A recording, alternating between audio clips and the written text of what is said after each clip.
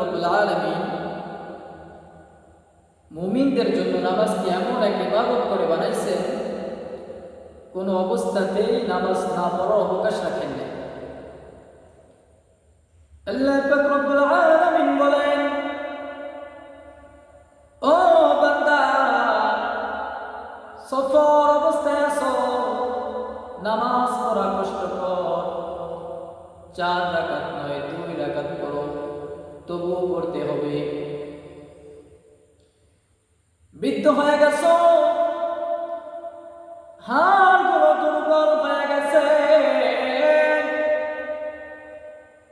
দাঁড়িয়ে নামাজ আদায় করতে পারো না। আল্লাহ বলে, ও বান্দা, বসে নামাজ পড়ো। বসেও যদি পড়তে না পারো তাহলে শুয়ে পড়ো। শুয়েও যদি পড়তে কষ্ট হয়, পড়তে না পারো, আল্লাহ তাআলা বলে, ও বান্দা, ইশারায় নামাজ আদায় করো, ইশারায়, তবুও পড়তে হবে, নামাজে কোনো সার নাই। এমন অসুস্থতা, যে অসুস্থতার কারণে শরীর সর্বদা নাপাক থাকে, আল্লাহ পাক রব্বুল আলামিন বলেন, বান্দা, নাপাক অবস্থায় নামাজ পড়ো। এমনকি সমুদ্রের মধ্যে যদি কোনো ব্যক্তি হাবুডুবু খাইতে থাকে,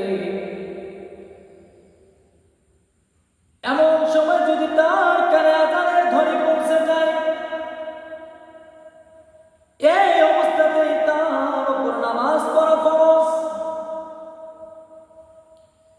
নামাজকে এমন গুরুত্বপূর্ণ ইবাদত করে আল্লাহ বানাইছে। আল্লাহ তাআলা বলেন, ও বান্দা, দুনিয়ার সমস্ত মাখলুককে তোমার খাদেম বানায়া দিলাম,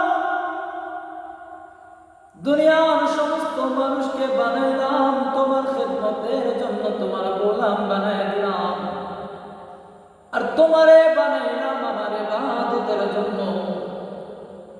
ওয়ামা খালাকতুল জিন্না ওয়াল ইনস ইল্লা লিয়াবুদুন,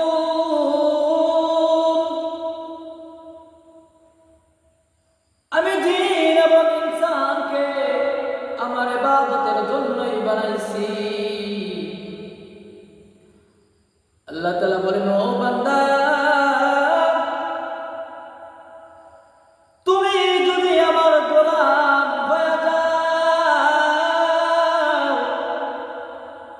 দুনিয়ার সমস্ত মাখলুকাত